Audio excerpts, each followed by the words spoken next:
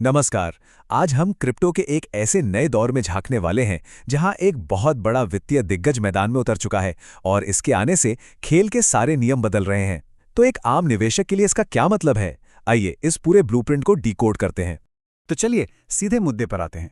Crypto market में वो सबसे पावरफुल सिग्नल क्या है? मतलब वो कौन सी एक चीज है जो सच में मायने रखती है? क्या ये ट्विटर पर चल रहे ट्रेंड्स हैं? हाँ?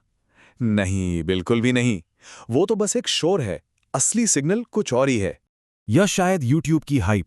अरे बिल्कुल भी नहीं। असली सिग्नल इन सबसे कहीं ज्यादा बड़ा और कहीं ज्यादा असरदार होता है। तो असली सिग्नल है इंस्टीट्यूशनल मनी।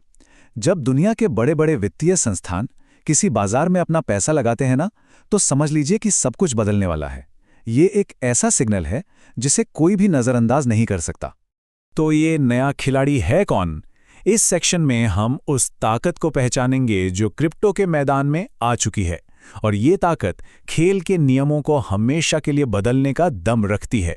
जरा इस नंबर को देखिए, $9 ट्रिलियन से भी ज्यादा। ये ब्लैक रॉक के मैनेजमेंट के तहत संपत्ति है। आपको अंदाजा है ये कितना होता है? ये दुनिया के कई देशों की कुल जीडीपी से भी ज्यादा है। तो आप समझ सकते हैं कि हम कितने बड़े खिलाड़ी की बात कर रहे हैं। तो ब्लैक रॉक सिर्फ कोई बड़ी कंपनी नहीं है, ये दुनिया की सबसे बड़ी एसेट मैनेजर है। इसके सरकार और सेंट्रल बैंकों के साथ बहुत गहरे कनेक्शंस हैं। ये ईटीएफ मार्केट का बेताज बादशाह है और इसका हर एक कदम पूरी दुनिया के फाइनेंशियल मार्केट्स पर असर डालता है। और ये बात ब्लैक रॉक के असर को बिल्कुल साफ कर देती है। जब ब्लैक रॉक किसी मार्केट में ऑफिशियली एंट्री लेता है, तो वो चीज सिर्फ स्पेक्यूलेशन या सट्टेबाजी नहीं रह जाती। वो एक लेजिटिमेट यानी एक वैध इन्वेस्टमेंट बन जाती है। चलिए अब जरा और गहराई में उतरते हैं। ब्लैक रॉक का असली मकसद सिर्फ कुछ क्रिप्टो खरीदना और बेचना नहीं है। नहीं, उनका प्लान इससे कहीं ज्यादा बड़ा है। ये फाइनेंस के भविष्य को बनाने के बारे में है।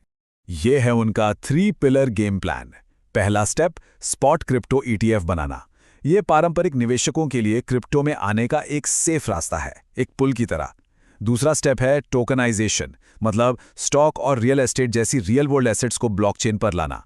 और तीसरा और सबसे जरूरी, इन सब को संभालने के लिए एक मजबूत इंस्टीट्यूशनल ग्रेड इंफ्रास्ट्रक्चर तैयार करना।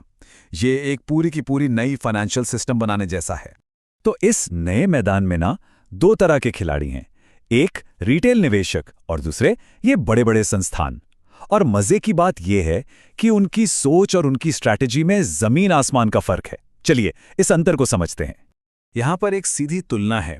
रिटेल निवेशक अक्सर भावनाओं में आकर या किसी हाइप के पीछे भागकर ट्रेड करते हैं, जबकि इंस्टीट्यूशनल खिलाड़ी डेटा और लंबी अवधि की प्लानिंग पर फोकस करते हैं। जहाँ एक तरफ घबराहट में आकर पैनिक सेलिंग होती है, वहीं दूसरी तरफ बहुत ही प्लान तरीके से धीरे धीरे एसेट्स जमा किए जाते हैं।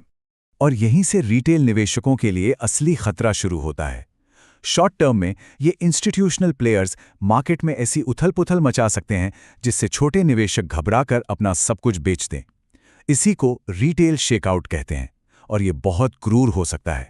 तो ये करते कैसे हैं? इनके कुछ खास तरीके होते हैं। ये फेक ब्रेकआउट्स बना सकते हैं जहां लगता है कि कीमतें बहुत तेजी से ऊपर जा रही हैं, लेकिन फिर अचानक गिर जाती हैं। ये लिक्विडिटी ट्रैप सेट कर सकते हैं ताकि सस्ते में खरीद सकें। इनका सीधा सा लक्ष्य होता है छोटे निवेशकों में डर पैदा करके उन्हें मार्केट से बाहर निकालना।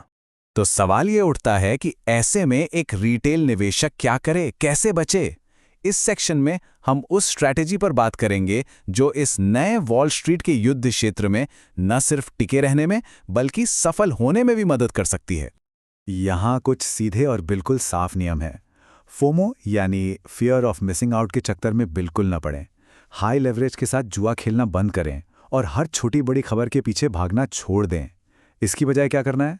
एक लॉन्ग टर्म पोर्टफोलियो बनाइए, ब्लू चिप यानी मजबूत प्रोजेक्ट्स पर ध्यान दीजिए और सबसे जरूरी, अपने रिस्क मैनेजमेंट को लेकर बिल्कुल सख्त रहिए। इस एक लाइन को हमेशा याद रखना बहुत जरूरी है। बड़े संस्थान मार्केट को सिर्फ ऊपर ले जाने के लिए नहीं आते, वो यहां कंट्रोल करने के लिए यानी नियंत्रण स्थापित करने के लिए आते हैं, और उनकी चाल को समझना ही जीत की चाबी है। तो इस पूरी बातचीत का निचोड़ क्या है? सीधा सा है, इन बड़े वित्तीय ताकतों से लड़ने की कोशिश करने के बजाय उनके फ्लो के साथ बहना ही समझदारी है। उनकी चाल को समझिए और अपनी स्ट्रैटेजी को उसी के हिसाब से ढालिए। यही आगे बढ़ने का रास्ता है। और आखिर में एक बड़ा सवाल, ब्लैक रॉक जैसे खिलाड़ियों के आने से क्या क्रिप्टो अब आम लोगों का खेल नहीं रहा? क्या ये पूरी तरह से वॉल स्ट्रीट का एक नया युद्ध क्षेत्र बन चुका है? इस पर सोचना बहुत जरूरी है।